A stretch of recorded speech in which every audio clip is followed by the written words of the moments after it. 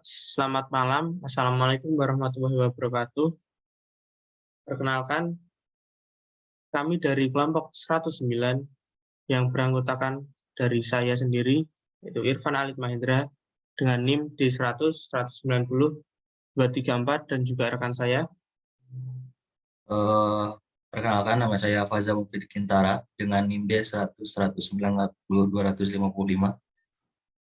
Oke, di sini kita akan memaparkan tentang apa yang kita dapat dari praktikum software BIM atau Building Information Modeling yang telah kita lakukan selama 6 bulan ini. Mungkin langsung saja masuk ke pembahasan yang akan kita bahas. Nah, di sini kita akan membahas beberapa poin. Yang pertama ada kasus soal, kemudian ada langkah pengerjaan, kemudian dilanjutkan dengan hasil proyek, selanjutnya ada pembagian proyek, lalu ada kekurangan proyek dan juga kesimpulan. Nah, untuk yang pertama ada soal. Nah, untuk lampiran soal ada di bawah ini. Nah, untuk di samping kiri ini adalah untuk soal yang kita dapat. Nah, kebetulan kita mendapatkan soal tipe 5. Nah, untuk soalnya sendiri itu dibagi dari asisten masing-masing. Kemudian untuk ukurannya sendiri itu mengikuti dari nomor terakhir dari kelompok. Nah, untuk soal yang diberikan itu ada ukuran-ukuran dan juga gambar denahnya. Nah, gambar denah di sini kita hanya mencantumkan 3 saja yang ada itu dari lantai fondasi sampai lantai atap. Ada sekitar 10 soal, 10 gambar denah. Mungkin seperti itu. Nah, untuk selanjutnya, untuk kasus soal sendiri, berdasarkan dari soal yang diberikan di tugas ini, itu untuk melakukan suatu perencanaan, suatu bangunan berupa gedung, yang mana diharuskan membuat pemodelan dan juga merencanakan bagaimana cara untuk memanage gedung tersebut dalam perencanaan pembangunannya. Nah, berikut ini adalah beberapa capaian yang harus dicapai dari mahasiswa. Antara lain, yang pertama ada merencanakan gambar 2 dimensi dan 3 dimensi di setiap lantai. Nah, di sini kita untuk 2 dimensinya kita dapatkan dari bantuan AutoCAD. Kemudian dilanjutkan dengan modeling 3 dimensi setiap lantai dengan timbel Tekla.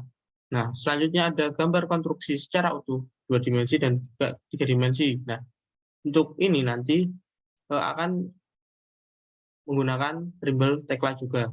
Nah, selanjutnya ada rincian volume pekerjaan, durasi, dan penjadwalan. Nah, di sini kita menggunakan 2 software. Yang pertama ada Trimble Tekla dan juga Navisworks. Nah, mungkin untuk selanjutnya akan kita bahas. Nah, memasuki langkah pengerjaan, untuk yang pertama, pembuatan gambar 2 dimensi dengan AutoCAD. Nah, untuk membuat gambar 2 dimensi ini berdasarkan data yang telah diberikan dari asisten, yang mana diperlukan untuk sebagai acuan permodelan 3 dimensi di software Tekla nanti. Nah, untuk denahnya sendiri, kita ada 1, 2, 3, 4, 5, 6, 7. Nah, 7 denah dengan denah terendah, terbawah, sampai paling atas. Ada denah rencana fondasi, kemudian rencana basement, selanjutnya ada denah rencana lantai 1, lantai 2, lantai 3, lantai 4, dan juga lantai atap. Nah, di sebelah kanan ini adalah contoh ekspor dari AutoCAD dari gambar denah AutoCAD yang telah kita buat. Nah, nantinya di sini kita akan ekspor dari AutoCAD langsung menuju ke Tekla-nya. Oke, untuk selanjutnya ada permodelan 3 dimensi dengan Trimble Tekla. Nah, di sini kita akan membuat sebuah permodelan 3 dimensi yang berfungsi untuk mengetahui volume sebuah bangunan, jenis material yang dipakai, serta sebuah output yang digunakan untuk merencanakan durasi dan juga penjadwalan pembangunan proyek gedung tersebut. Nah, pada bagian pengerjaan software Navisworks nanti, kita akan membutuhkan bagian-bagian ini, output-output dari Trimble Tekla ini. Nah, untuk langkah-langkahnya, yang pertama ada kita import gambar 2 dimensi dari AutoCAD yang sudah saya jelaskan tadi, kemudian setting grid sesuai dengan ukuran yang telah kita dapatkan, kemudian define material, selanjutnya ada setting view list, kemudian pembuatan section properties, pemodelan pel cap, dan juga bore pel untuk fondasi, kemudian pemodelan tie beam, selanjutnya ada pemodelan plat lantai, pemodelan kolom, pemodelan balok, pemodelan tangga, pemodelan lantai atap, dan yang terakhir ada ekspor Tekla ke IFC. Nah, nantinya dari file Tekla ini akan kita ekspor ke Autodesk Navisworks untuk kita buat time scheduling. Nah, untuk selanjutnya ada, nah ini dia perencanaan time scheduling dengan Navisworks Manage. Nah, di sini Navisworks Manage merupakan software yang digunakan untuk menentukan durasi serta penjadwalan dalam bentuk card berdasarkan jenis pekerjaan yang dilakukan.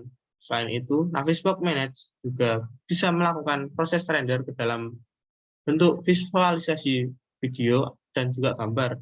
Nah, output berupa video yang bisa menginformasikan tahapan proses pengerjaan serta persentase pekerjaan berdasarkan durasi waktu yang telah dijadwalkan, nantinya akan memberitahukan dari owner ataupun kontraktor dengan lebih mudah, seperti itu.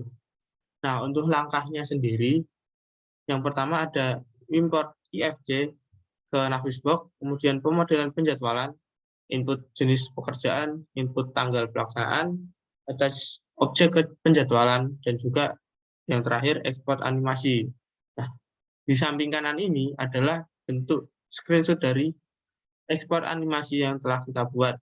Nah, nantinya di situ akan menjelaskan bagaimana dan juga waktu untuk pembuatan sebuah gedung ini. Nah, untuk output pengerjaan sendiri, yang pertama ada Autodesk AutoCAD. Nah, di sini kita termasuk dalam penerapan BIM 2 dimensi, yaitu menghasilkan output berupa gambar denah 2 dimensi. Nah, mulai dari denah fondasi sampai denah atap. Nah, selanjutnya ada Trimble Tekla struktur. Nah, di sini juga kita mendapatkan gambar kerja yang kita inginkan. Nah, selain itu juga kita mendapatkan 3D modeling. Nah, di sini juga termasuk 3 dimensi atau 3D. Kita dapat mendapatkan 3D modeling, kemudian juga volume pekerjaan. Nah, untuk yang ini adalah termasuk permodelan 3 dimensi dari bangunan yang akan kita buat nantinya. Nah,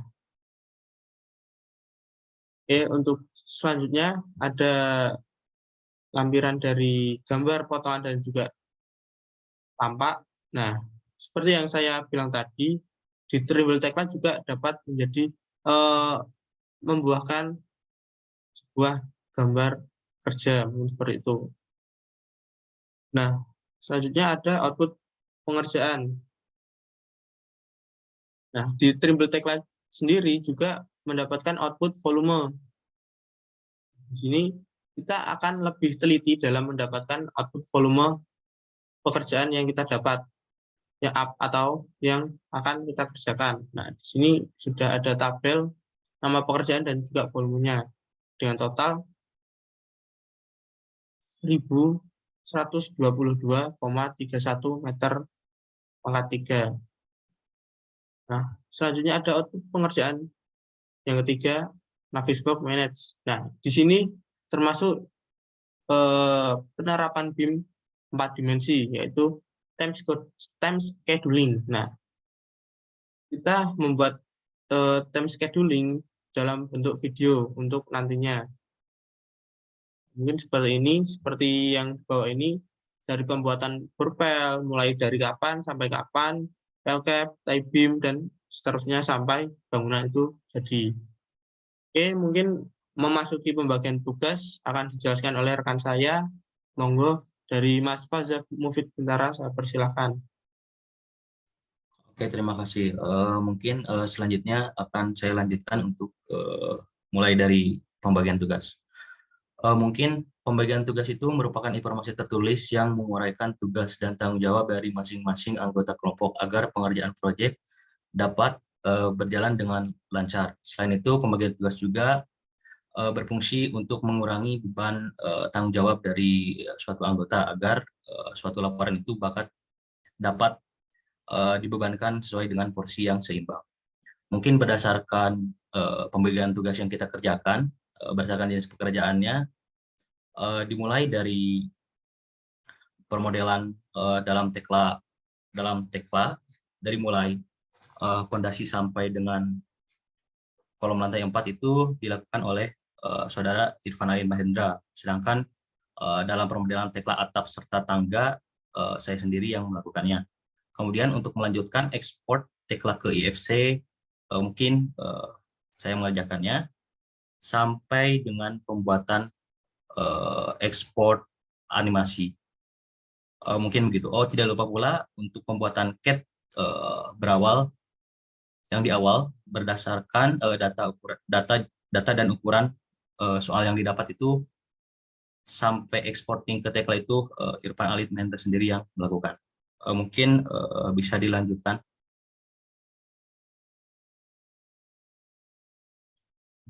Oke.